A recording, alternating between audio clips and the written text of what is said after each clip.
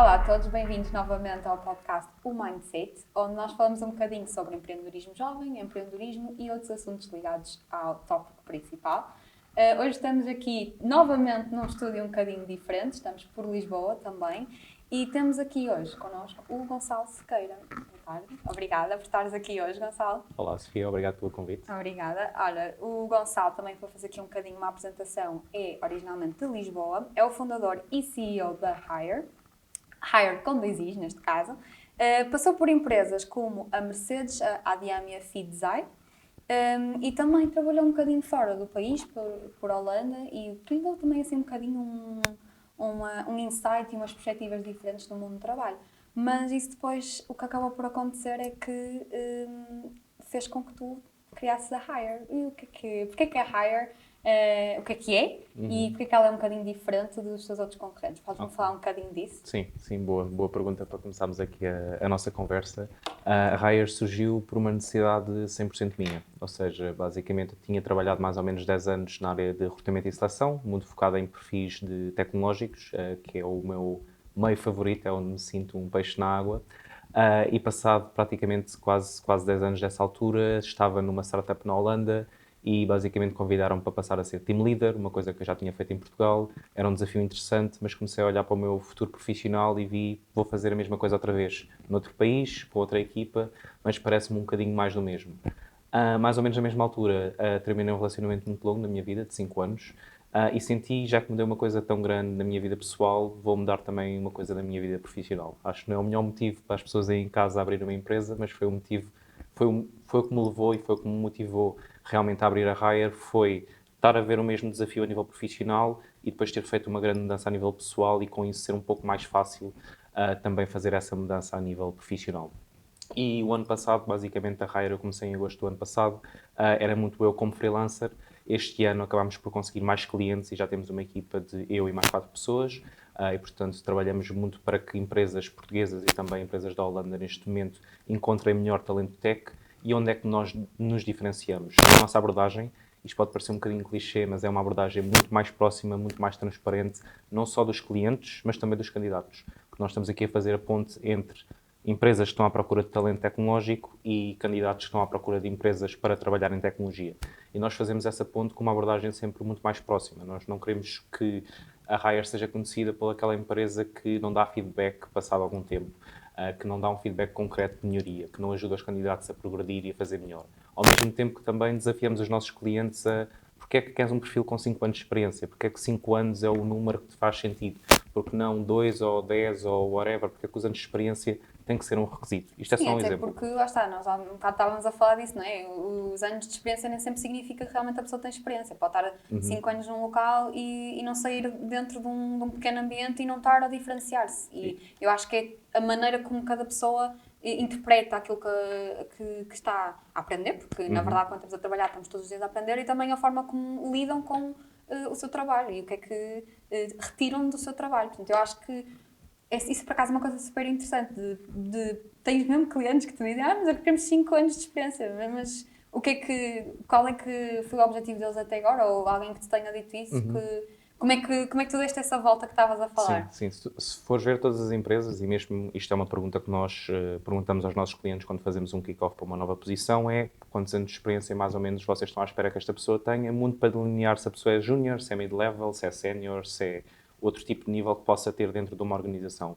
E os anos de experiência ajudam-nos a guiar esses anos de experiência. Não é? Se eles querem uma pessoa com 10 anos, não podem estar à espera de uma pessoa sénior, porque só tem um budget para uma pessoa mais júnior.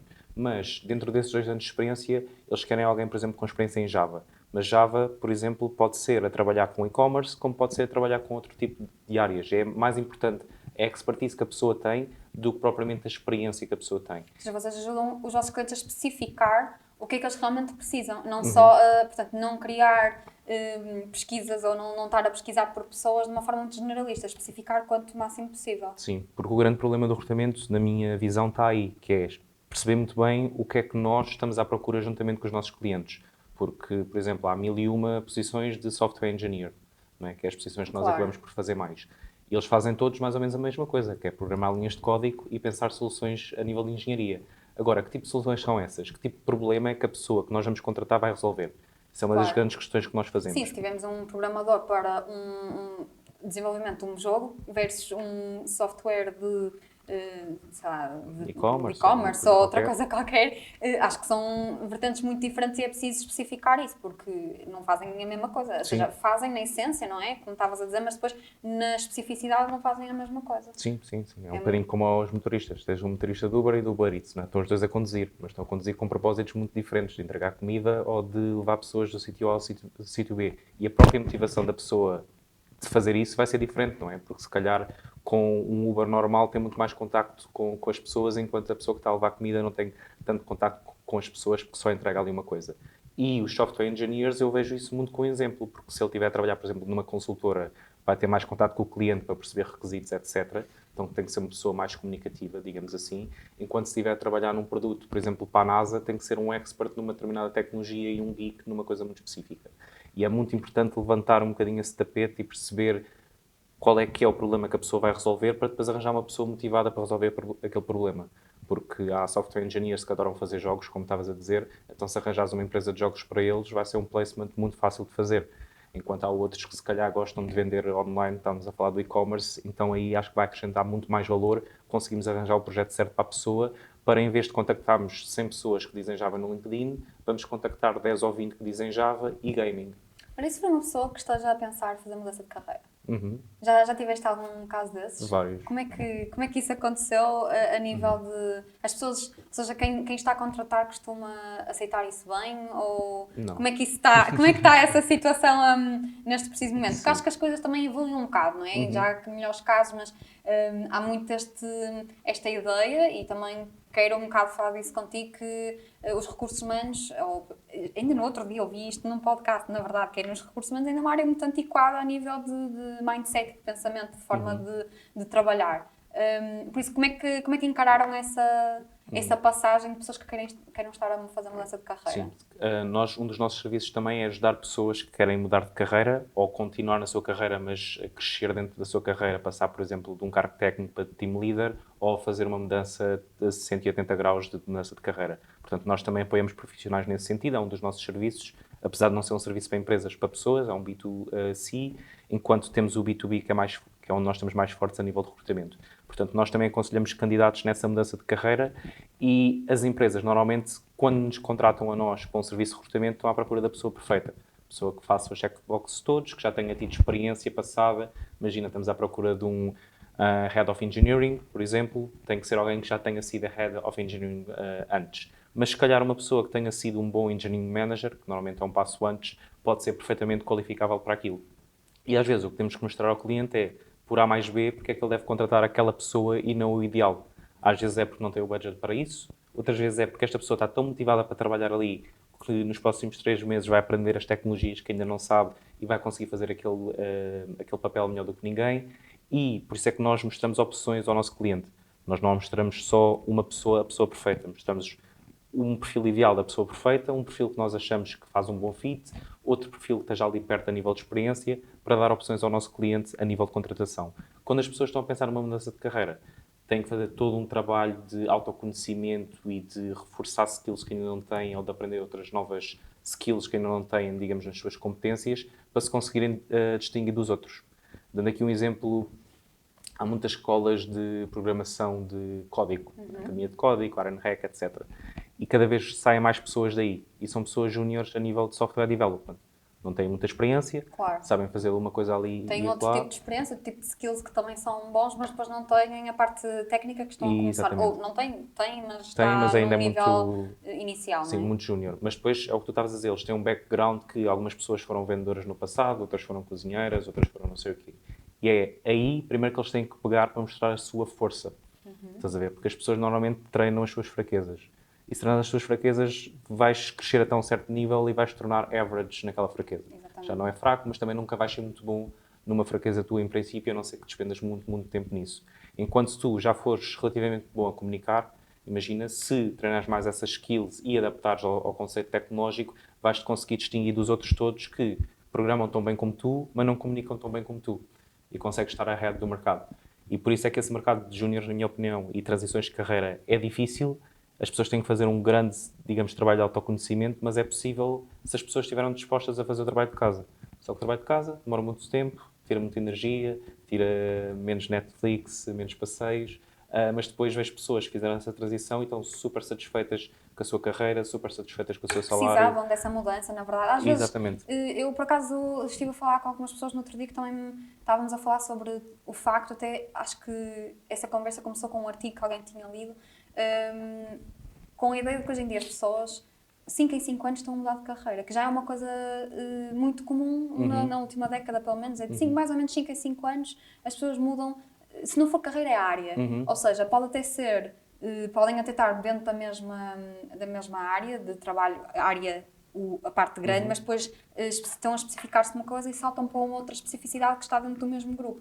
E acho que é muito interessante que isso também tem a ver, isso também mostra um bocado e também tem a ver com as mudanças que estão a acontecer na área de recursos humanos e na área de recrutamento. E no mundo? E no mundo, sim. O mundo, eu acho que já depois da pandemia mudou muita coisa, não é? Mas eu acho que até foi antes disso. Eu acho que essa mudança já estava a acontecer, só acelerou com a pandemia. Pelo menos eu acho que é o que eu entendo das coisas. Mas eu, voltando aqui um bocadinho atrás, duas coisas que eu gostava de te perguntar. A primeira era sobre como é que as empresas estão a encarar então esta mudança das pessoas que querem mudar de carreira de um momento para o outro. Ainda há muita resistência?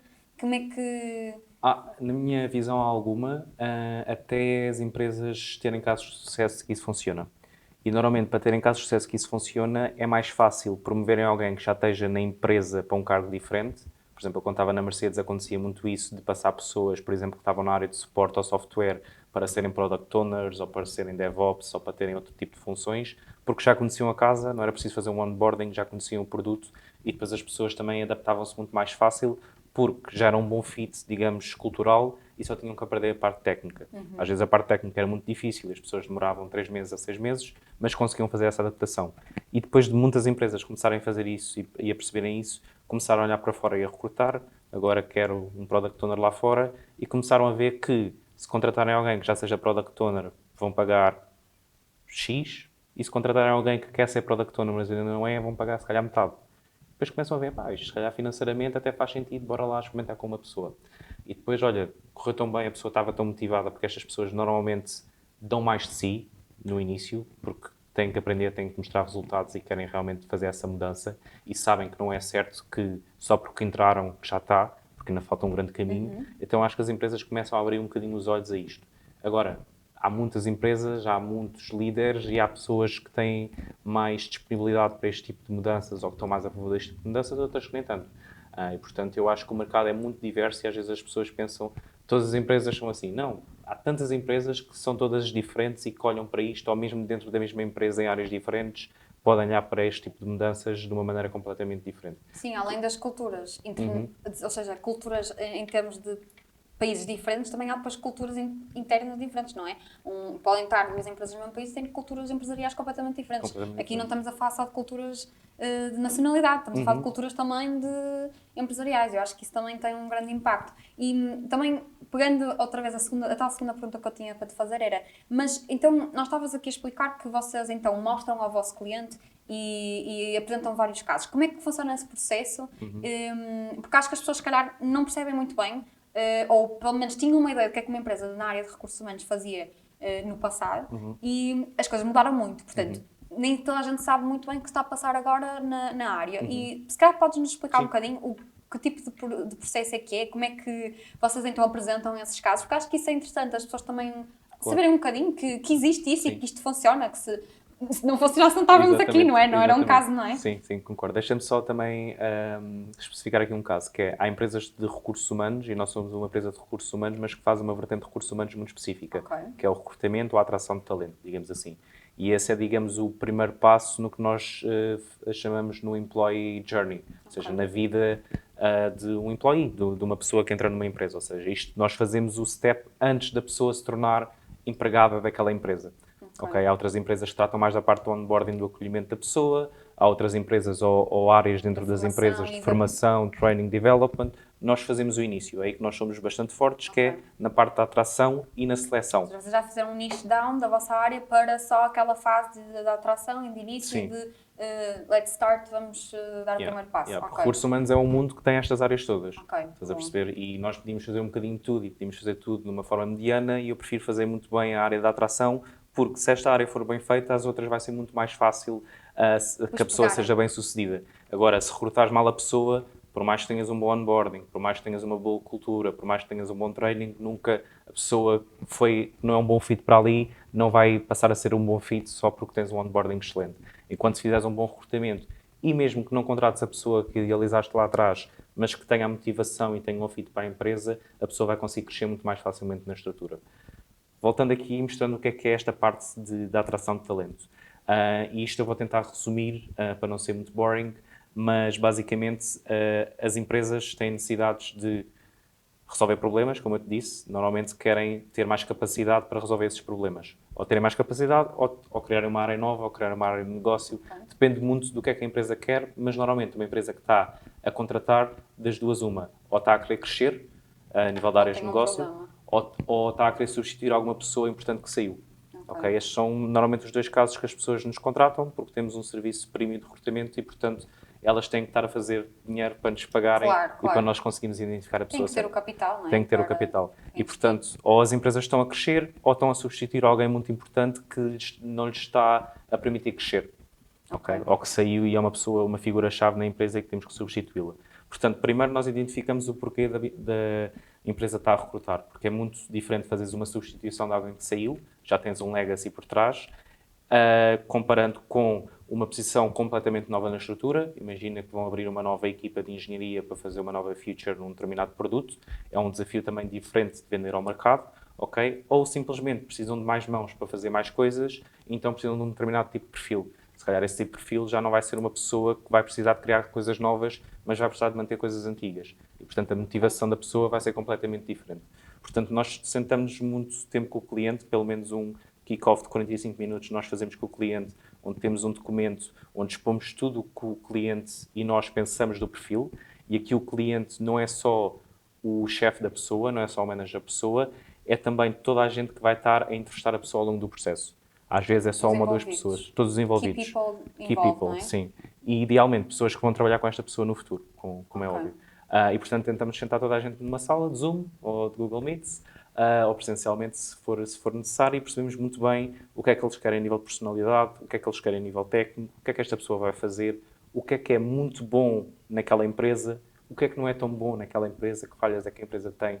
Porque se nós dissemos à pessoa, olha, a empresa paga muito bem, tem cultura remote, mas às vezes, uma vez por mês, há picos no e-commerce e a pessoa tem que fazer 12 horas naquele dia. Mais vale dizer isto à partida, porque há 50% das pessoas que não estão interessadas, mas se calhar tem uma pessoa que percebe, ok, olha, neste dia tenho que trabalhar mais, depois na semana seguinte tenho que trabalhar menos. Pá, está tudo bem com isso. E há projetos para pessoas, eu acho que não há projetos maus, há projetos maus para algumas pessoas que não têm motivação para. Ou que não é o right fit, não, não estão encaixados. Yeah. Eu acho que, por acaso, acho que isso é uma das coisas mais importantes, é que as pessoas têm que também perceber uma coisa, que é, nós não vamos dar fit com tudo o que nós estamos a trabalhar. Às vezes também há outra coisa que se calhar as pessoas não pensam ou que não se relembram, que acho que é importante falar, que é, nós começamos no right fit, está tudo a correr bem, naquele momento é o right fit, mas depois, tanto uma pessoa como a outra, ou uma equipa, ou um grupo de pessoas, desenvolvem, não é?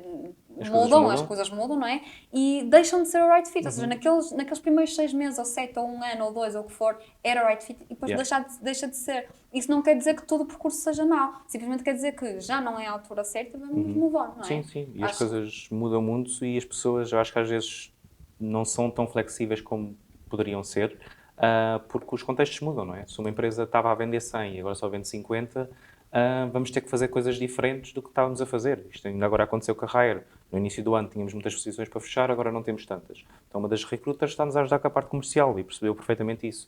E uma das coisas que eu disse no início, olha, eu quero que os recrutas estejam focados no recrutamento, mas quando não há tanto recrutamento para fazer, preciso de pessoas que sejam flexíveis para se adaptar. E depois há pessoas que podem ter essa predisposição, outras que não, e está tudo bem com isso.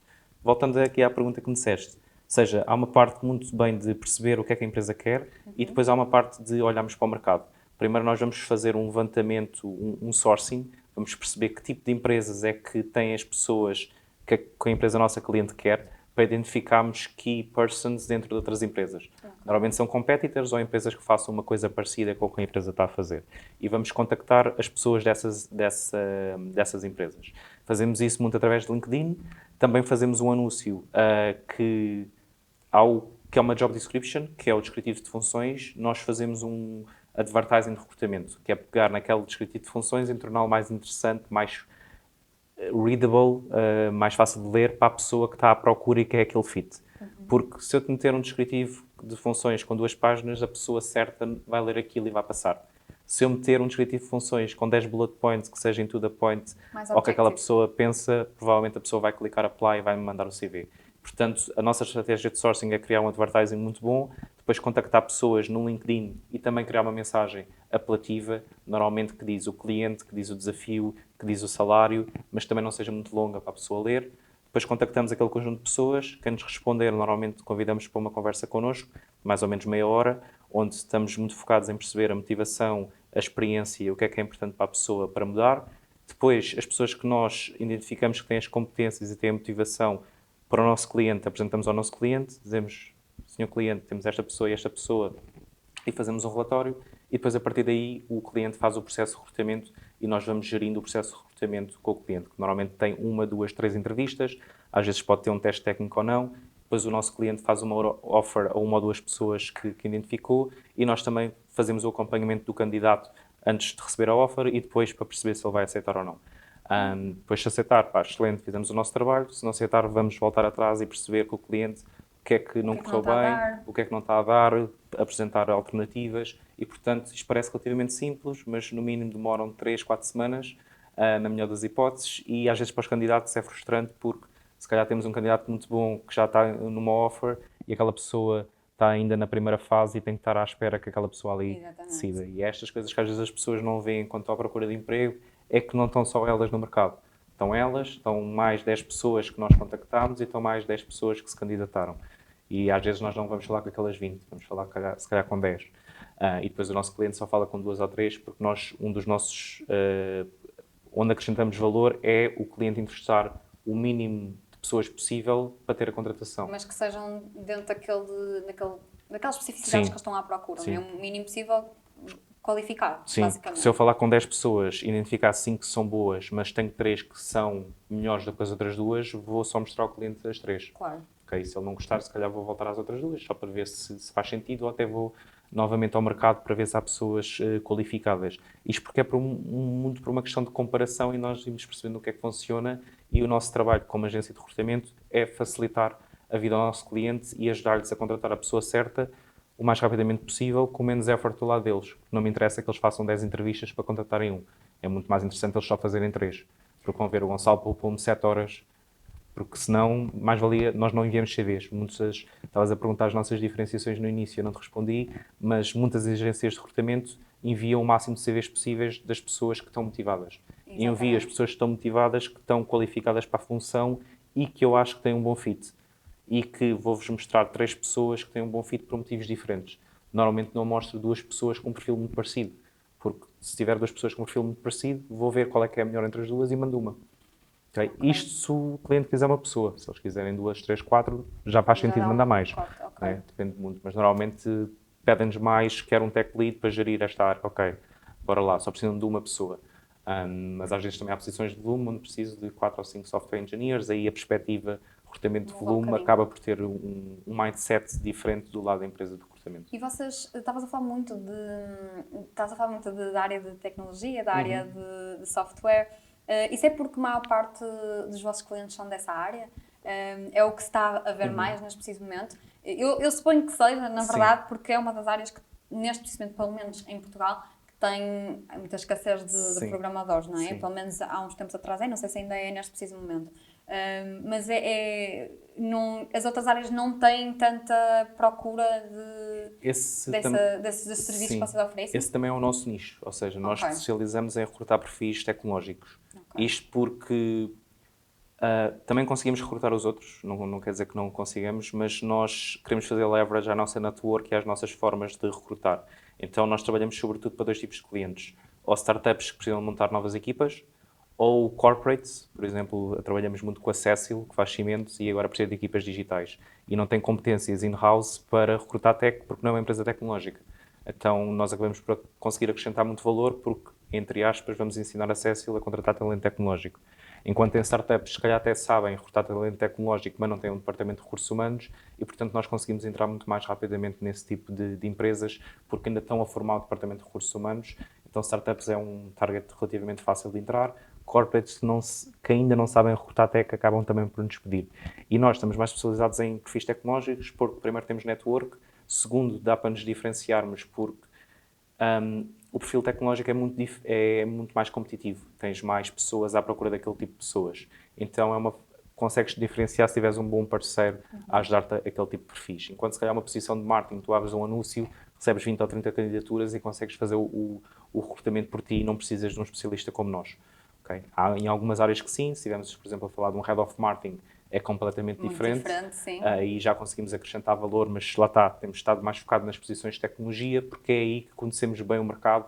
Se hoje em dia vieste ter comigo e disseres assim, olha, preciso de um Java Developer, e ok, já tenho uma base de dados com mais de 100 candidatos que já entrevistei para outros perfis ou para outros clientes e já temos aqui alguma base de dados que te ajudem a acrescentar valor mais rapidamente. Olha, isso é muito interessante e também eu gostava de voltar aqui atrás um bocado, falaste em CVs. Eu acho que todo mundo também desta fase de recrutamento também mudou um bocadinho. Antigamente nós tínhamos aquele CV estilo Europass, que Yeah. ainda se vê, de vez em quando, não é? Mas depois também, especialmente se calhar nas áreas mais criativas, começou-se a ver muito aquele estilo CV feito no Canva, também. E também a associação ao CV de um portfólio. Puxando aqui um bocadinho, mudando aqui um bocadinho de tema também, porque você és desta área e muita gente deve estar a perguntar o que é que se está a passar nesta área, que tipo de novas coisas é que as pessoas estão a fazer? Eu digo coisas mesmo porque não sei que tipo de fatores é que eles usam que estejam a chamar a atenção ainda mais, não só aos recrutadores, mas também às empresas. Sim. Eu vou dar um exemplo que se calhar é uma coisa que tu já viste, mas eu já cheguei a ver pessoas a enviarem sites. Ou seja, desenvolverem um site de raiz com uma apresentação deles. E quando eu digo desenvolverem um site de raiz, é desenvolverem do zero tudo. Tanto o front-end como o back-end, tudo. Boa. Portanto, além desse, já há uma coisa mais que se anda a ver que também para as pessoas começarem a destacar mais, porque estávamos a falar um bocadinho mais na perspectiva da empresa, agora estamos a falar um bocadinho mais na perspectiva também da pessoa que está a querer fazer uma mudança de carreira ou mudança de trabalho ou procurar outra empresa com quem gostaria muito de trabalhar, se calhar ir para o trabalho de sonho, a empresa de sonho, e tem que se destacar. Como é que hoje em dia as pessoas podem destacar? O que é que podem fazer para se destacar? Sim, de diversas formas. Vou contar só uma história muito rápida, que foi o candidato que se calhar que me marcou mais quando eu estava na Mercedes. Ele trouxe bolachas que tinham o símbolo da Tesla, da Audi, de vários concorrentes da Mercedes para nós comermos. Okay? E trouxe isso, veio à entrevista, trouxe-nos coisa de bolachas, nós comemos as bolachas e ele não ficou. Passado 2 ou 3 anos ele foi para outra empresa do grupo.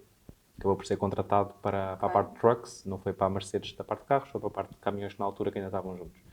Isso foi uma das formas que ele se diferenciou no processo de recrutamento. Foi uma pessoa que fez uma cena, olha, como a concorrência. Estás a ver? Isto é super bold, não resulta para toda a gente, não resulta para todas as posições, resultou bem para ele a longo prazo. Porque ele foi à entrevista e não ficou. Mas ficou na memória? Ficou na memória e nunca mais me esqueço dessa história. É um candidato que às vezes quando preciso de alguma coisa ainda falo com ele e, portanto, criámos relações. E eu acho que as pessoas quando abordam o mercado de trabalho, elas querem e precisam de um emprego já. E se forem entrevistas e forem com o intuito de conhecerem a empresa, se perceberem que é um bom fit. Pronto, eu uso muita piada que o recrutamento, fazemos candidaturas ou irmos a dates é muito parecido. Só que quando nós vamos a dates, depende, obviamente, mais uma vez, da perspectiva, nós pensamos que, se não ficar com aquele homem, com aquela mulher, tenho 7 bilhões de pessoas que posso conhecer. Nas empresas é exatamente a mesma coisa, só que as pessoas ficam muito chateadas quando levam um não, ou porque é aquela empresa de sonho, mas há 1001 empresas de sonho aí à volta. E se vocês forem com a perspectiva de que vou a uma entrevista, vou conhecer aquela empresa, vou ver se é um bom fit para mim, em vez de vou conseguir um emprego, a perspectiva muda logo. Porque vocês têm menos pressão para fazerem as coisas perfeitas, vão com mais curiosidade de deixa-me lá ver se isto é para mim, vão com mais descontraídas e acho que as possibilidades daquilo dar certo é muito maior. Okay? E depois criam perspectivas e coisas para o futuro. Por exemplo, eu fui para a Holanda porque houve uma pessoa que eu contratei em 2016 que foi para a Holanda um ano antes e referenciou-me para a empresa onde ela estava. Okay? Foi assim que eu fui parar à Holanda. Eu fui parar à Mercedes porque havia uma pessoa com o meu chefe da Mercedes. Aliás, ele contactou uma pessoa que estava em Londres que não queria, essa pessoa que estava em Londres referenciou uma amiga minha, essa amiga minha referenciou-me a mim e eu fiquei. Estás a ver? Ou seja, foi ali, foi networking puro e nem foi um networking diretamente meu. Foi uma pessoa que conhecia uma amiga minha e essa minha amiga não queria e referenciou-me a mim. E até acho que é uma coisa que as pessoas não percebem, que networking não é curto prazo, é longo prazo, é sempre aquela pessoa de há 6 anos atrás ou há uma década ou o que for atrás, Exatamente. de repente lembra-se daquele momento, porque naquele momento é, lá está, o right moment para fazer o fit, não é? Sim, sim, sim. É isso, é muito interessante isso que estás a dizer, mas eu também gostava de tocar aqui noutra coisa, que é, que tipo de ferramentas é que achas que as pessoas hoje em dia estão a fazer de errado nas entrevistas ou no processo de entrevistas, porque eu já tive dos dois lados, né? De um lado da moeda digo que quando alguém não responde ou quando alguém não está a dar o feedback, ou seja, neste caso o recrutador ou a empresa, que pode ser bastante chato, mas também lá está, foi como tu disseste, está todo um processo e acho que as pessoas têm que, das duas uma, ou os recrutadores começam também e as empresas a dizer como é que é o processo para as pessoas saberem qual é que é o tempo de espera e depois já estarem a contar, ou de outra perspectiva é simplesmente percebam que por vezes é um processo comprido e estejam à espera. Mas também acho que as pessoas podem, por exemplo, olá, boa tarde, já estou aqui à espera durante imenso tempo, será que me podem só dizer se está tudo ok ou não? Não há problema nenhum. Acho que às vezes reach out não há mal nenhum. As pessoas também, se calhar têm uma forma um bocadinho formal de ver as coisas, se calhar não é assim tão formal. Sim. E no outro lado temos as empresas de recrutamento e as empresas que muitas vezes também recebem milhares de perfis, as pessoas marcam entrevistas e as pessoas nem sequer aparecem. Portanto, eu acho que é importante, eu gostava que falássemos um bocado destes dois lados, que é mostrar às pessoas que existe sempre dois lados da moeda, ok? Exato. Isto é muito mais complexo do que aquilo, como estavas a dizer. Sim, sim. Portanto, voltando atrás, consegues-me falar um bocadinho de alguns erros que estejas a reparar que tenham acontecido recentemente nesta indústria, tanto de um lado como do outro? Sim, vou-te dar um exemplo que também queria ter mencionado anteriormente, que é, e dando aqui um exemplo, que eu abri uma posição para a Hire e recebemos mais ou menos 100 candidaturas em anúncios diferentes. E havia lá uma frase que dizia, olha, tu podes-me enviar um vídeo de até 3 minutos ou o teu currículo. Dessas 100 pessoas, quantas é que achas que enviaram um vídeo? Não sei, vou dizer para aí 3 ou 4. 3. Enviaram 3. Essas 3 foram as 3 entrevistadas. Uma delas recebeu uma proposta e depois ela recusou. Okay? Só para ver assim as médias muito rapidamente. E enviar vídeos é uma das formas de diferenciar a curto prazo. Okay? Porque toda a gente vai enviar currículos, tu perdes ali 5 minutos, 10 minutos a gravar um vídeo como deve de ser e diferencias-te de boas pessoas. E no meu anúncio estava escancarado que podes enviar um vídeo. Eu na altura até estava a pensar em meter o vídeo como obrigatório. Mas depois, como eu queria ver o que é que o mercado me dava, disse, não, vou abrir as duas coisas e houve 3 pessoas. E o anúncio estava em inglês e desses 3 vídeos um estava em português. Estás a ver? Isso é um dos erros, tipo, número 1 das pessoas, que é, veem o anúncio em inglês, porque é que vão falar comigo em português? Mesmo que eu seja uma empresa portuguesa. Estás a perceber? Vamos falar a linguagem que está no anúncio.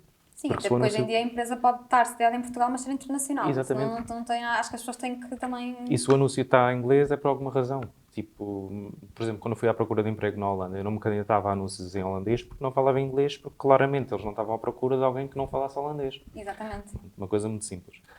Voltando aqui, como é que as pessoas também se podem diferenciar? É como tu estavas a dizer, abordarem diretamente às vezes as pessoas quando não recebem feedback.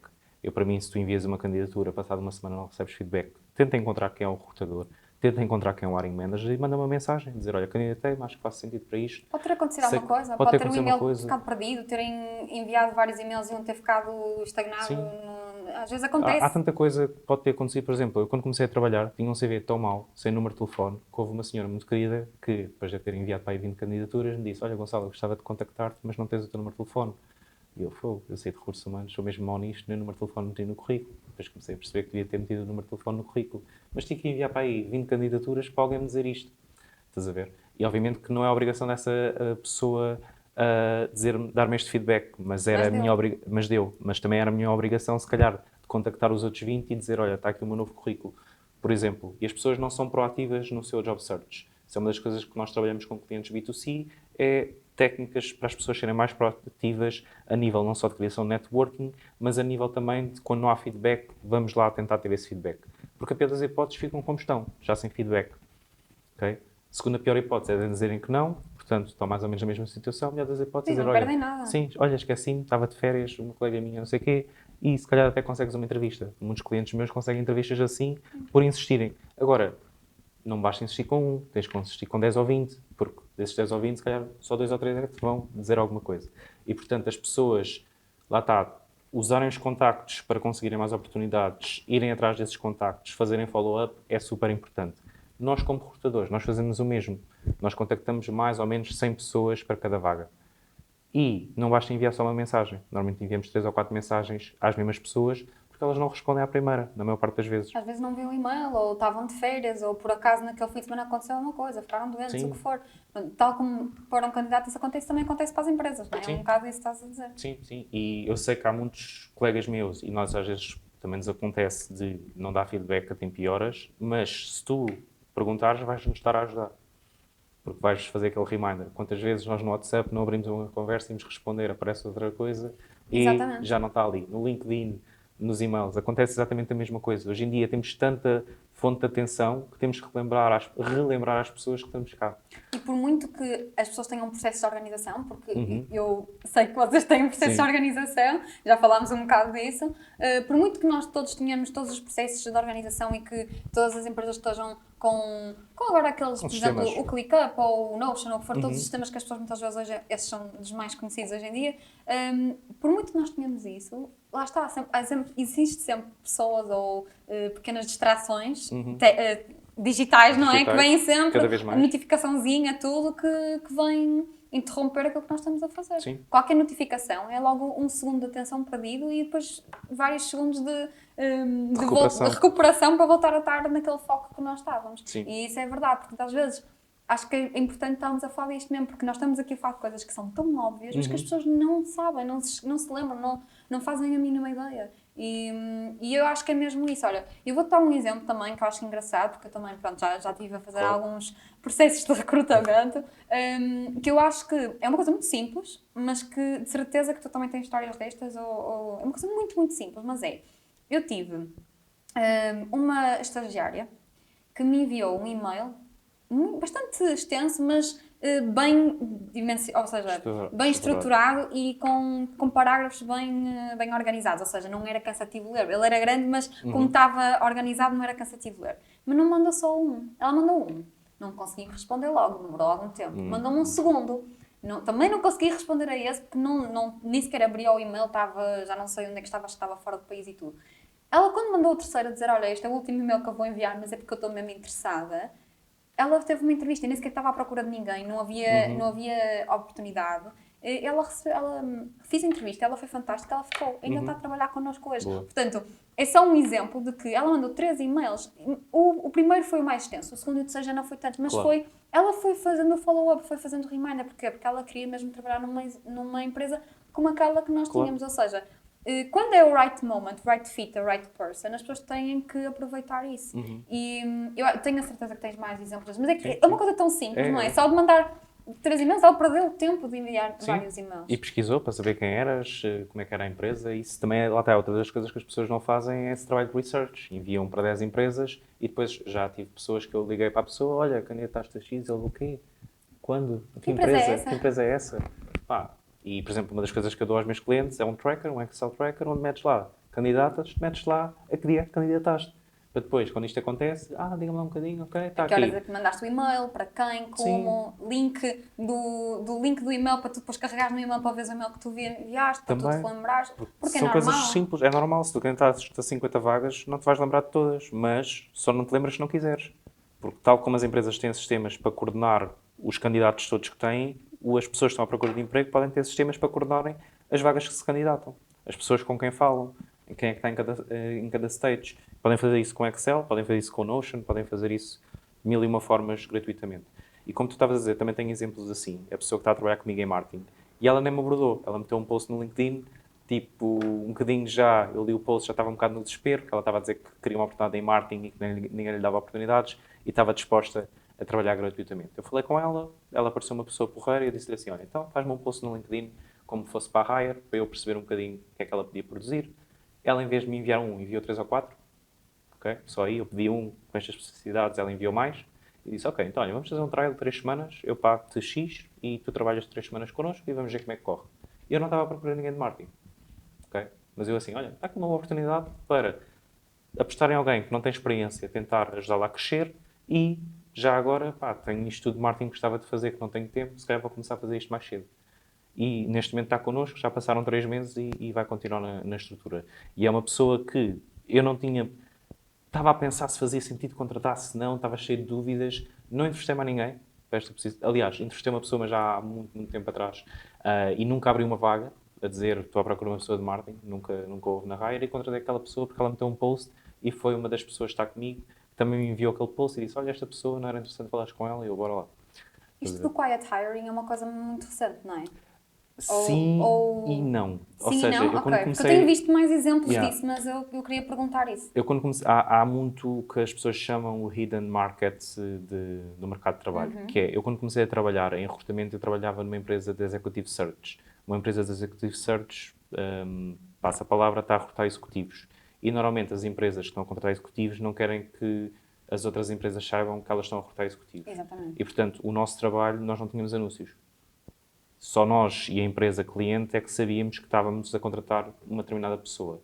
Muitas vezes era uma substituição, lá está, como eu estava a dizer atrás, se calhar o diretor de vendas, vamos dar aqui um exemplo, está a ter maus resultados, a empresa quer despedi-lo porque não está a ter bons resultados, mas não quer despedi-lo antes de ter um substituto, e portanto contrata uma empresa externa para contratar mais esta pessoa, sem este gajo que está aqui connosco saber que infelizmente não vai continuar, isto é um exemplo, ou está a criar uma área nova e não quer que a concorrência saiba, então vamos procurar a pessoa de uma forma um bocadinho mais secreta. Há mil e uma formas. Ainda agora tive um processo onde havia uma pessoa que se ia reformar, eles não queriam que a equipa soubesse já até terem um substituto para entrar, então nós encontramos substitutos até a pessoa, conseguimos que a pessoa entre e tenha um acompanhamento que a pessoa se vai reformar e depois faça ali uma transição muito mais saudável. Como eu estava a dizer, nessa empresa nós não tínhamos anúncios. Contactávamos pessoas no LinkedIn, contactávamos as nossas referências e fechávamos 99% das nossas vagas sem anúncio. O que é que isso implica? Que as pessoas que estão ali no LinkedIn e no Net de Empregos e online a mandar CVs o dia todo não veem estas oportunidades. Curiosamente, estas oportunidades são as mais fixes. A minha vaga da Mercedes não havia anúncio para ninguém. Foi através de referência. Portanto, normalmente as melhores vagas no mercado não estão no mercado. Ou seja, trabalhem também o vosso LinkedIn e o vosso perfil público que vocês têm. É um bocado relembrar que se vocês não trabalharem, se o deixarem desatualizado durante meses, anos, calma, depois durante anos, as probabilidades também vão diminuindo. Eu tive muitas oportunidades através do LinkedIn e pronto, lá está. Quando mudei dessa consultora, por exemplo, para a Fidzai, eu não estava à procura, mas não me estava a candidatar a coisas. Estava tipo, gostava de mudar, estava naquela fase, gostava de mudar, mas não fazia nada para isso. Mas recebi uma mensagem a dizer, olha, gostavas de ver uma entrevista? E eu, olha, gostava. Right moment, right time. Gostava bastante. Até depois fui e fiquei. E nem estava propriamente à procura. E essa empresa, lá está, contactou-me a mim diretamente e havia uma vaga aberta e que eu não me candidatei porque não estava super ativa à procura.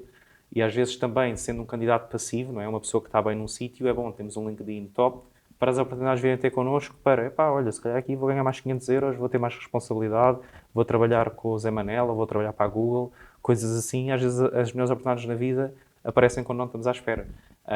Mas aparecem se tivermos feito o trabalho de casa para isso. Se falarmos com as pessoas, tivermos o LinkedIn porreiro, etc, etc. E as pessoas às vezes não estão disponíveis para fazer o trabalho de casa. Querem chegar ao verão com six-pack, mas não andaram a treinar durante o ano. E é muito isso, acho que as metáforas na vida tipo, estão todas ligadas. As frases clichê são clichê por algum motivo, exatamente. Não é? Portanto, é um bocado... Eu tenho dito isso muito durante este podcast, mas é mesmo verdade. As frases clichê ou as conversas clichê têm um fundamento. Existem por algum motivo, não é caído do céu. Olha, eu gostava também agora de falar aqui uma coisa um bocadinho diferente que eu acho que era muito importante. Tu trabalhas muito, com a tua equipa é bastante jovem, trabalhas muito com jovens. Como é que isso está a correr, na tua opinião? Como é que estás a gerir isso? Porque sendo um empresário jovem, trabalhar com pessoas jovens também, não há uma diferença muito grande de idades e não que eu acredito que isso faça diferença, mas há muita gente que pode achar que sim. Eu gostava que me falasse um bocadinho disso e que me contasses como é que tem sido essa experiência. Sim. Se está a correr bem ou não, tens de perguntar a eles. Ok. Mas acho que sim, e eu estou a adorar a experiência porque eu já geri pessoas e é muito diferente gerir pessoas, na minha opinião, isto foi uma coisa que eu aprendi agora como empresário, quando tu também pagas o salário à pessoa. Porque quando estás a gerir uma equipa, que é alguém que faz o payroll e não sei o quê, às vezes há sítios que sabes quanto é que a pessoa está a ganhar, outros sítios que não, mas quando tu, todos os meses, tens de fazer transferência para a pessoa e sabes que ele, naquele mês, não fez o que tu achavas que era melhor, não quer dizer que a pessoa não tenha feito o melhor. Quer dizer que tu pensavas que a pessoa podia chegar a X, tu não lhe disseste que podia chegar a X, e ela chegou um bocadinho abaixo e tu tens de lhe pagar a mesma coisa. A psicologia é muito diferente do que estás a fazer. Ao mesmo tempo, tens muito mais controle sobre os incentivos que podes ter. E é uma coisa que eu agora ando a trabalhar, como é que eu vou incentivar a minha equipa a fazer mais e melhor. Porque é isso que todas as empresas querem dar lucro e querem fazer mais, melhor e mais rapidamente. Isto em termos gerais. E nós, como líderes de empresas, como empresários, temos que incentivar as pessoas que estão a trabalhar connosco, que confiaram em nós para trabalhar ali. Porque uma coisa que eu digo à minha equipa é: eu vou ficar aqui. Vocês, se quiserem amanhã, podem sair. Vocês têm esse controle. Eu tenho que ficar aqui porque isto foi a minha decisão. Vocês também podem tomar outra decisão e eu agradeço imenso que vocês estejam aqui comigo porque vocês confiaram em mim para investir as vossas 8 horas diárias a nível profissional, porque têm mil e uma empresas onde podiam trabalhar. Há mil e uma empresas de recursos humanos em Portugal e no mundo e elas podiam estar noutra empresa a qualquer. Agora, eu tento criar incentivos onde eu acho que eu gostava de trabalhar. Por exemplo, nós trabalhamos 100% remote, já fizemos um off-site presencialmente este ano e quero ver se faço outro, mas os momentos presenciais são muito poucos, porque foi assim que eu decidi criar a empresa, não só por nível de custos, mas também de cultura. Trabalhamos em média 35 horas semanais, as pessoas podem trabalhar ou 7 horas por dia, ou tirar uma manhã ou uma tarde todas as semanas, ou tirarem um dia 2 em 2 semanas. E eu não quero que me venham dizer: Gonçalo, posso tirar este dia. Não, metes no calendário, envias-me um invite, tiras o dia. Estás a ver? Para dar o mais liberdade possível à pessoa, mas também estou à espera que, se tiraste o dia, alguma coisa está mesmo a arder, epá, responda ao e-mail. Estás a ver? Ou pede alguém para responder. Estás a ver? É um bocadinho de gestão de expectativas. Agora, se tirares 2 semanas, pá, não preciso que abras o e-mail, vais delegar todas as tuas tarefas à colega X. Estás a perceber? Ou seja, dar o máximo de liberdade e flexibilidade às pessoas, porque eu quero que elas estejam a trabalhar quando estão a trabalhar. Mas também responsabilidade. Eu digo é máxima liberdade, máxima responsabilidade. Porque a partir do momento onde falharem com a vossa responsabilidade, vou-vos tirar a liberdade. Então, é o prato nas mesas e as regras estão lá. E, portanto, depois também criar um sistema de incentivos de quando a empresa atinge resultados e a pessoa, como indivíduo, atinge resultados, recebe mais por isso. Tenho férias relativamente flexíveis, 24 dias de férias por ano, um bocadinho acima da média, exatamente porque eu sei que as pessoas em 8 horas não vão estar a trabalhar 8 horas, estão a trabalhar 5, 4. E prefiro que trabalhem 3 bem focadas, tirem o resto do dia, mas atinjam os resultados naquele dia. Porque não me interessa, lá está, a pessoa estar ali 8 horas no Facebook e depois não contacta ninguém. Prefiro que estejam ali 3 ou 4 horas a fazer sourcing de candidatos, a fazer entrevistas, estejam bem dispostas a fazer as entrevistas e focadas, do que estarem a fazer muitas entrevistas só porque sim, só para fazer número. Mas isto é a minha filosofia. Há muitas empresas que têm cotas de entrevistas e têm cotas de reuniões. Para mim não faz sentido porque, por exemplo, num processo de recrutamento eu preciso contratar uma pessoa. Se fizeres 2 entrevistas e contratarmos uma pessoa, espetáculo. Isto não acontece. Mas se conseguissem fazer assim, espetáculo, porque a rentabilidade é muito maior. Já fechámos um processo só com um candidato uma vez. Porque era uma posição tão rara que eles entrevistaram aquela pessoa, viram: mesmo esta, assim, não vamos esperar por mais ninguém, vamos já contratar esta, porque se vamos esperar muito tempo, vamos perder uma boa pessoa no mercado. E, portanto, eu acho que é isso. Máxima responsabilidade, máxima liberdade às pessoas, ouvir o que as pessoas têm a dizer que sim quando concordo, dizer que não quando não concordo. Falar. E falar, comunicar muito, especialmente remote, é preciso fazer over-communication. Temos 3 reuniões de equipa semanais, segundas, quartas e sextas, para falar de tópicos diferentes, e depois tenho uma one-on-one com toda a gente uma vez por semana, porque somos poucos e acho que faz sentido, lá está, haver este over-communication. E até agora, pronto, só estamos há 8 meses com a equipa, mas ainda ninguém saiu, ainda bem, e está toda a gente, espero eu, motivada e concentrada na missão, e eu quero que toda a gente veja. Às vezes houve uma colega minha que me disse: se a empresa fosse minha, não fazia assim. E eu: olha, a empresa não é tua, é minha, não é? Sou eu que tenho aqui o nome, mas se tu não vês a empresa como tua, se a empresa for à falência, também não vais ficar cá. Okay? Portanto, vamos fazer as coisas para que a empresa seja vista um bocadinho como nossa e que atingimos os melhores resultados como equipa. Porque se isto falhar, vamos ser todos prejudicados, eu vou ser o mais prejudicado, digamos assim, eu vou ter que dar o corpo às balas, Claro. mas vocês não vão ficar beneficiadas Mas se isto não correr exatamente. bem. Agora, se isto correr bem, eu vou ficar beneficiado, vou ser o mais beneficiado, né? Porque tenho participação na empresa toda, mas eu vou distribuir lucros. Uma das componentes que vocês têm na vossa compensação é um bónus ao final do ano, caso a empresa dê lucro. Se a empresa dê lucro, não há bónus para ninguém. Né? Não posso dar bónus se der resultados negativos. Agora, se der resultados positivos, tenho todo o interesse em dar bónus. Isso é, pronto, uma filosofia que estou a tentar criar para que as pessoas também percebam o impacto que têm no dia-a-dia e o impacto que o trabalho delas tem. Porque uma das coisas que às vezes, se calhar a geração mais jovem, como estavas a dizer, tem, é esta despreocupação de que, pá, isto não é meu. Agora, se não encaras a empresa como um bocadinho tua, e eu acho que quando fui trabalhando nos sítios onde eu estive, encarei sempre a empresa como um bocadinho minha, principalmente a Mercedes, porque estive lá há 4 anos e comecei praticamente desde o início, ainda hoje, às vezes olho para coisas que eles estão a fazer e digo, pá, não fazia assim, eu, Gonçalo, está quieto, que a empresa, já não trabalhas lá. Estás a ver? Mas sempre encarei com muita propriedade as empresas onde eu estive. E tento incutir que as pessoas façam o mesmo na Hire. Mas é difícil incutir isto. Porque pá, as pessoas têm a sua vida, têm as suas preocupações, etc. E também não quer que vivam a empresa a 100%. Eu quero Claro. que as pessoas tenham... Por isso é que eu faço 35 horas de semana de Porque as trabalho. pessoas também têm que ter Tem que ter vida pessoal. É tem que muito ter importante. hobbies. Tipo, tenho uma pessoa que, por exemplo, também faz conteúdo no Instagram e faz coaching, etc. Pá, dou-lhe todo o apoio nisso. Porque ela, a estar a fazer outra coisa, ela vai crescer como profissional e como pessoa, vai representar a Hire também fora, vai trazer resultados para a Hire. Eu, quando estava na Mercedes, comecei a fazer conteúdo e o meu chefe apoiou-me nisso. E há muitas empresas que dizem, estás a fazer conteúdo, podes prejudicar a marca. Ou podes beneficiar a marca. Depende de como o faças. Estou a falar aqui de uma coisa, eu acho que é interessante, nós no último episódio falámos um bocado disso, que é vestir a camisola não significa dar o corpo e a alma à empresa. Exatamente. Vestir a camisola significa tu dás o melhor daquilo que tu és, seja para teu próprio benefício, ou seja, imagina, quer que seja que tu és a pessoa que tem a empresa, quer seja para outra empresa. Não é viver de corpo e alma a empresa. Eu acho que as pessoas têm um bocado, se calhar, uma percepção errada do que é vestir a camisola. É aparecer no momento em que tens que aparecer, estar a fazer as coisas corretas e se tu fizeres tudo o que tens para fazer e bem e entregares corretamente e tudo, tu vais ser recompensado. Sim. Se tu não fores recompensado, uma coisa não está bem, se calhar não estás, lá está, num sítio em que as tuas ideologias, a tua forma de pensar e aquilo que tu queres para a tua carreira não está alinhado com a empresa. E não há mal, porque há pessoas mais... Vamos ser realistas aqui um bocadinho. Há pessoas mais autocráticas no sentido de como é que uma cultura empresarial funciona no seu dia-a-dia. Então, se são mais autocráticas, se calhar precisam estar numa empresa que seja mais autocrática, que tenha mais controlo, que tenha mais restrições. Se calhar tem que estar. Se calhar uma pessoa que não se dá nada bem com esse estilo e quer um estilo mais laissez-faire, se calhar tem que ir para uma empresa que tenha mais esse estilo.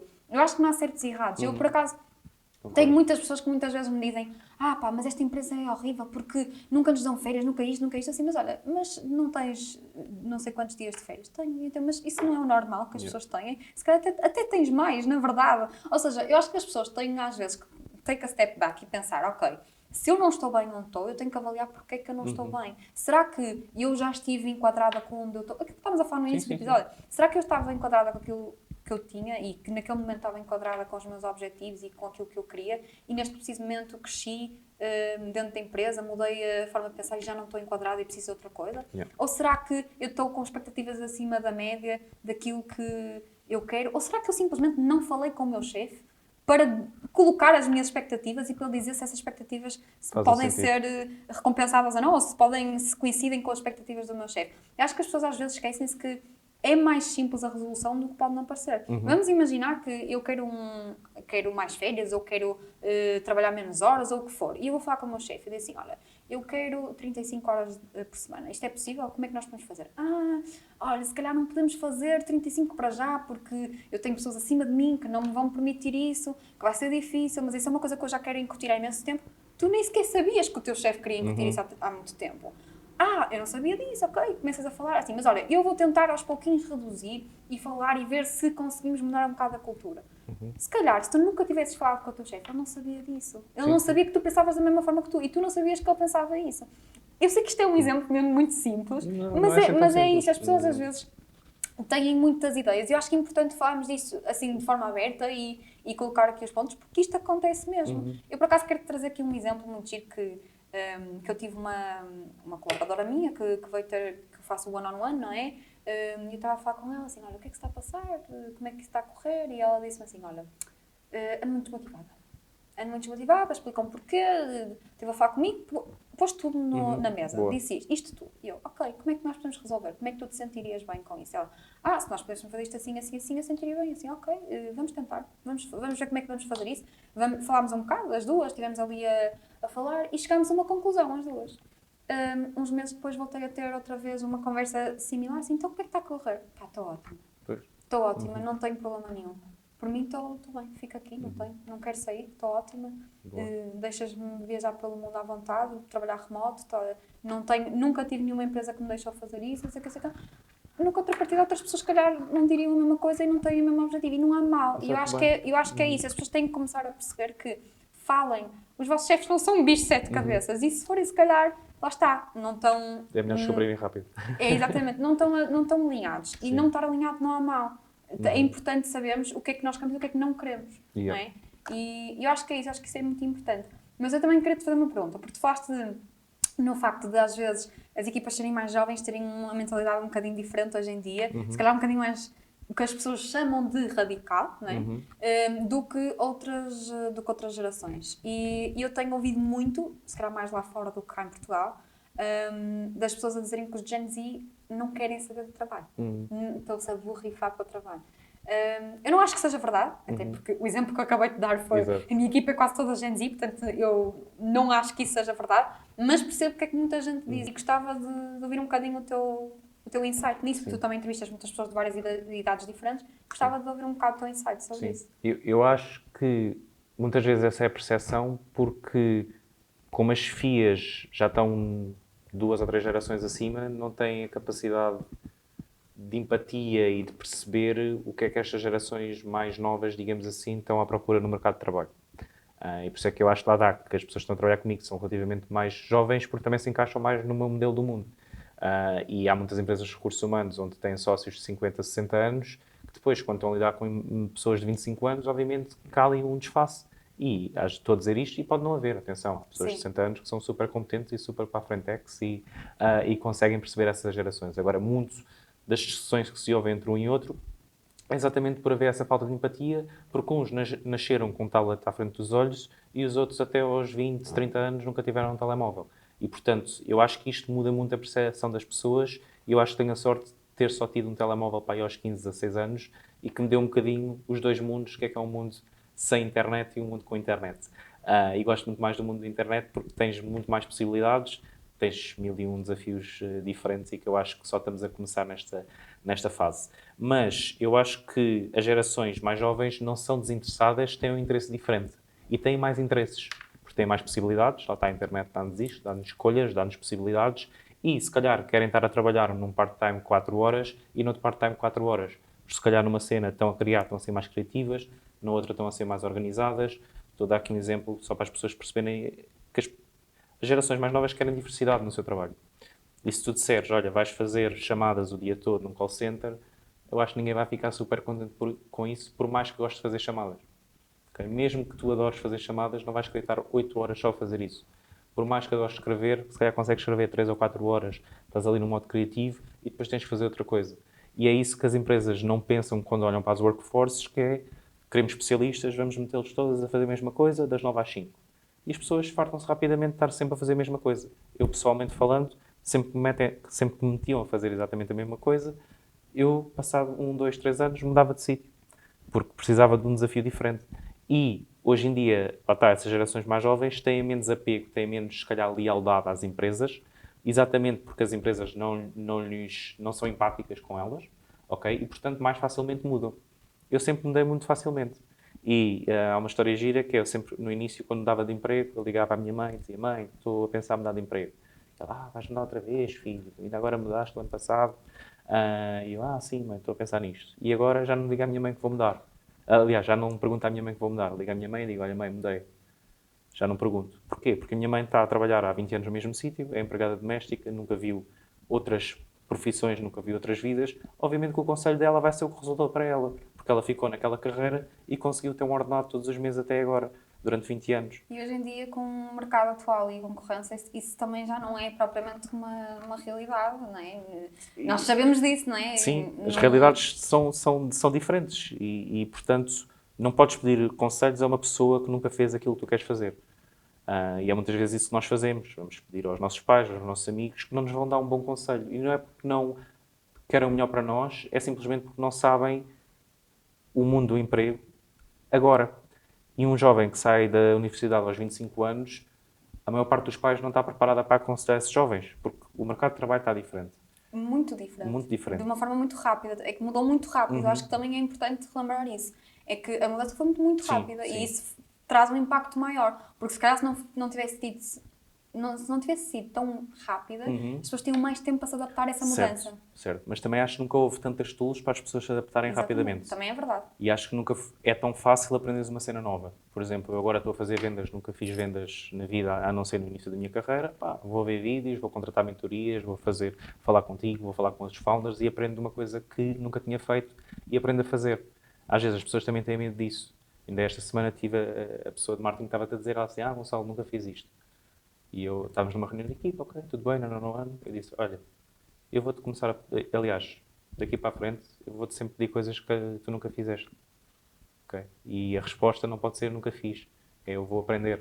Porque as respostas estão lá. Está no Google, está no YouTube, está no TikTok. Só temos que ir à procura delas e esforçar-nos para que elas aconteçam. Exatamente. Agora, isto não é fácil. Mas não é, acho eu, não é complexo aprender uma skill nova. Pelo menos dominar os básicos. Em 10, 20 horas fazes um curso, começas a aplicar, sabes fazer um anúncio no Facebook. Somente quando és jovem. É quando tens mais abertura para aprender coisas novas, sim. Se é que isso realmente é mesmo assim, porque eu também acho que não... Eu acho que não é assim tão linear, mas de forma geral é essa a conclusão que as pessoas têm E depende também muito do teu mindset. Por exemplo, eu só comecei a ler quando saí da faculdade. Eu até a faculdade estava a ler. Tipo, ler livros, para quê? Se calhar não tinhas encontrado o tipo de livro certo. Não tinha, e não estava motivado para. Imagina, eu estava motivado a acabar a faculdade. O meu objetivo era acabar a faculdade para começar a trabalhar. Trabalhar no quê? Não faço ideia. Depois comecei a trabalhar. Ok, agora já sei o que é fazer. Quero gerir pessoas, quero causar impacto. Então já sei o que é que tenho que ler. E depois percebi, ainda não sei nada. Tive aqueles 3 anos ali a engonhar em festas e não sei o quê e consegui passar. Não sei nada. Mas ainda não sei nada. Tenho que meter-me a fazer entrevistas e não sei entrevistar pessoas. Ainda não sei reconhecer comportamentos. Então, bora lá ler. E foi aí que eu me consegui motivar a ler. Porque eu era um aluno, preguiçoso, que lia o que era preciso. E agora leio o que quer saber. E é este mindset, às vezes, que as pessoas não têm, que fazem os mínimos olímpicos, que até uma certa fase da nossa vida serve. Enquanto estamos na casa dos pais, e estamos na faculdade, ou estamos a estudar, os mínimos olímpicos de ler o que é necessário, de fazer o que é preciso, dá. Depois, se queremos mais para a nossa vida, não é? Se não queremos andar a contar tostões ao final do mês, temos que fazer mais e temos que fazer coisas que às vezes os outros não querem. Okay? Eu, de agosto a novembro, tive 0 de salário. Abri a empresa, não tirei dinheiro nenhum da empresa, acumulei. Depois olhei para a minha conta bancária e disse, olha, está na altura de começar a tirar, que isto está a ficar complicado. Mas já tinha ali um fundo de maneio na empresa que me permitiu fazer isso. Ser confortável. E também estive a trabalhar 1 ano e tal na Holanda que me permitiu ter um fundo de maneio para que de agosto a novembro não precisasse ter um ordenado.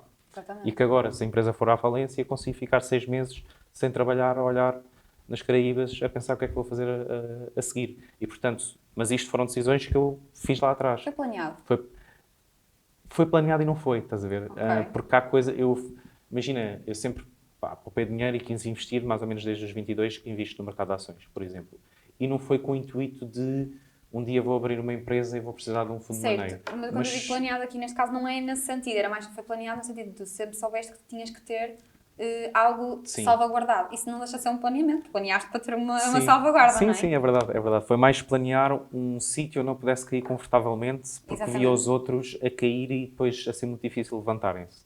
E eu assim, eu não quero cair, quero ir para um trampolim que depois ainda consiga ir mais alto. E para conseguir dormir à noite. Porque se tu tiveres 0 euros na tua conta, de certeza que não vais dormir bem à noite. Exatamente. Agora, se tiveres alguns zeros, vários zeros, vais dormir muito melhor à noite. Tens ali uma salvaguarda. Sim. E as pessoas lá pensam muito a curto prazo e pensam um pouco a longo prazo, e esta parte do planeamento a mim também me faltou, essa visão. Eu comecei a trabalhar em recrutamento porque a primeira empresa que me chamou para ser entrevistada era de recrutamento e ficou comigo. Depois fui crescendo aí, foi as coisas acontecendo por acaso, e depois comecei a planear com a vida, porque a gente não sabe tudo e é preciso expor-nos a ambientes diferentes para conseguir crescer. E acho que as pessoas às vezes limitam-se muito a olhar para o próximo dia e se olharem para o próximo ano ou para os próximos 3 anos, não precisam olhar onde é que quer estar daqui a 5 anos. Pá, ninguém sabe. Mas se calhar onde é que quer estar para o ano é mais fácil de chegar lá. E fazeres os passos para que isso aconteça e depois vais começando a construir a tua visão e a saberes o que é que queres e o que é que não queres, que é às vezes o que falta às pessoas também quando estão perdidas na sua vida profissional e pessoal. Eu gostava de fazer uma última pergunta, que nós estamos a ficar aqui um bocadinho sem tempo, que era, nós falámos um bocadinho dos jovens, falámos um bocadinho sobre começar a mudar de carreiras, etc. O que é que tu dirias neste preciso momento, ou o que é que tu aconselhavas neste preciso momento a alguém que já tivesse tido uma carreira muito grande, ou seja, se calhar já está nos seus 40, 50, se calhar 55, quase na idade da reforma, talvez, e quisesse mudar de carreira, ou quisesse mudar o que está a fazer, ou por motivos de necessidade, ou porque a empresa fechou, ou porque seja o que for, tenha que procurar emprego. É uma altura que geralmente é muito difícil de dar a volta. Sim. Que aconselho é que tu davas a essa pessoa? É muito difícil dar esse conselho porque eu nunca estive nesse lugar, não é? Ainda me faltam uns 30 aninhos para lá chegar. E depois também depende muito da situação da pessoa. Lá está, se a pessoa tem este fundo de maneio que permite à pessoa estar um ano sem fazer nada, por exemplo, é completamente diferente a segurança com que ela pode aprender uma skill nova ou uma área nova do que uma pessoa que não tem dinheiro para pagar as contas para o próximo mês. Porque esta pessoa que não tem dinheiro para pagar as contas do próximo mês, provavelmente a melhor coisa que tem a fazer é continuar na área onde está. Agora, se tiver alguma solidez financeira e também mindset, porque isto tem muito a ver com mindset, se calhar estar 3 meses sem fazer nada. Falar sem fazer nada profissionalmente. Ou seja, tentar aprender o que é que ela quer fazer. Tentar ter novas possibilidades. Agora, eu trabalho com clientes na faixa dos 40, 45 anos, que têm exatamente esse problema, que dizem, pá, Gonçalo, tenho 40 anos, já sou velha, e és velha para alguns, és experiente para outros. Tens de mostrar é que és experiente. Depende da perspectiva. Depende da perspectiva, porque é os dois lados da moeda. A moeda é a mesma, só que estás a vê-la de ângulos diferentes. E se tu disseres, sou um expert, eu tenho uma cliente que está no meio de call centers e ela quer sair da parte de call centers. Então o que estamos a fazer é mapear as skills que ela ganhou a trabalhar num call center, que são várias, aturar pessoas estressadas, atender telefonemas, ter equipas que estão sempre a rodar e a sair, gerir emoções, gerir pessoas frustradas com a vida, gerir pessoas que gritam contigo, etc, etc. Desligam a chamada na cara. Desligam a chamada na cara. Às vezes isso não é o pior, estás a ver? É teres uma equipa onde houve alguém que desligou a chamada na cara e se calhar essa pessoa da tua equipa está a chorar porque desligaram a chamada na cara. Dizer, se calhar é pior aturar isso do que a pessoa que desligou, estás a ver? E ela gera uma equipa de pessoas que estão num call center. Essas skills de gestão de equipa podem ser aplicadas a 1001 meios de gestão de outro tipo de coisas, noutro tipo de setores. E é esse mapeamento que a pessoa tem que fazer de perceber onde é que está e o que é que pode fazer. E isto não é trivial, tem que ter ali 2, 3 opções. Porque não pode fechar a porta e meter com 50 anos, não podes dizer é só por aqui. Porque se aquilo não der a herder e houver imagina, olha, alugo espaços de escritórios e agora depois aconteceu o Covid, já ninguém quer escritórios, é muito difícil a pessoa ter só aquele meio. Então, no fundo, o meu conselho é estudarem onde é que estão, onde é que podem ir e terem 2 ou 3 opções fortes onde consigam crescer para outras áreas. E terem disponibilidade de tempo e dinheiro e de recursos. Porque fazer uma mudança deste nível demora no mínimo 3 meses, já se calhar mais do que um ano. Há pessoas que fazem programas de 18 meses de conversão de carreira, há pessoas que fazem de 6, mas pelo menos ali 3 meses no mínimo dos mínimos. E procurar ajuda, porque isso não consegue. Ninguém consegue fazer nada sozinho, não é verdade? Conseguem e vão rápido, mas depois eu tenho clientes meus que houve um que me contactou em novembro do ano passado, eu depois vi que ele mudou, ele disse, Gonçalo, mudei, obrigado, já não preciso de ajuda. Passado 6 meses disse, olha Gonçalo, não estou a gostar disto, realmente quero contratar os teus serviços, porque tomei aqui a decisão errada. E portanto, o que eu digo aos meus clientes é, vocês conseguem arranjar emprego sozinhos, sem me pagarem. Comigo vão arranjar mais rápido e eu vou arranjar o melhor emprego. É só a única coisa que eu faço. É dar-vos mais tools para vocês arranjarem mais rápido e perceberem melhor o que é que querem. Maior apoio. Porque quase toda a gente consegue arranjar emprego. Vais ali ao Pingo Doce, estão sempre a contratar, entre aspas. Okay? Portanto, arranjar emprego não é difícil. Arranjar um emprego certo é muito difícil. E com ajuda é mais fácil. Não é garantido. É um bocadinho essa a minha perspectiva, mas vai depender muito de situação para situação, porque cada pessoa, principalmente nessa faixa, vai ter a sua situação. Se tem filhos, se não tem filhos, se tem contas para pagar, se não tem, se tem ali uma determinada skill que realmente lhe diferencia no mercado, se tem networking, há mil e uma... Podia estar uma hora com a pessoa e não conseguir já dizer é por aqui. Exatamente. Se calhar tinha de estar ali pelo menos 2 ou 3 sessões para perceber à pessoa, ok, tens estas possibilidades. Porque há aí muito sumo que é preciso ser retirado e por isso é que às vezes eu faço vídeos e tenho recomendações, mas são muito generalistas, porque dão para 90% dos casos. Exatamente. Mas há ali 10 que não dão. Depois as pessoas dizem, mas no meu caso não é assim. Pois não, é diferente, ainda bem. Agora, para isso não podes enviar um vídeo meu, tens de contratar um serviço Exatamente. meu. Mas eu acho que isso é muito importante o que tu estás a dizer, porque claro que estás aqui já a dar algum insight e estás a dar algum background para aquilo que a pessoa tem que começar a pensar, ou os fatores que as pessoas têm que pensar, mas no final do dia, cada caso é um caso e especialmente nesta área que nós estamos a falar, as pessoas são mesmo muito, assim, não existe mais ninguém igual a ti, ou seja, Sim, cada caso é mesmo um caso, És mesmo é especial. mesmo especial, ou seja, nós temos que andar sempre aqui a encontrar um objetivo, uma forma diferente de ver as coisas e uma forma diferente de lidar com aquela pessoa. Por isso, eu acho que ou seja, sei que as pessoas vão ficar, ok, mas não disseste nada em concreto para mim, mas lá está, porque é só tu, igual a ti só existes Sim. tu, portanto essa pessoa vai ter que procurar, se calhar, ou procurar ajuda ou ter uma introspectiva maior, como tu estavas a dizer, para perceber exatamente para que lado é que deve seguir. Sim. Eu acho que isso foi muito interessante. E olha, eu queria-te agradecer também, porque eu acho que falaste aqui hoje de coisas que são muito úteis para quem está a ouvir, não só para quem está a começar uma empresa, mas também para quem não conhece muito esta área, não conhece muito como é que esta área desenvolveu-se e, portanto, acho que conseguimos tirar aqui muita informação interessante e importante e, portanto, obrigada por estares cá. Obrigada também por teres aceito estar aqui comigo hoje, foi muito bom. Sim, E pronto, vamos então terminar hoje este episódio. Vamos então para a próxima semana e obrigada.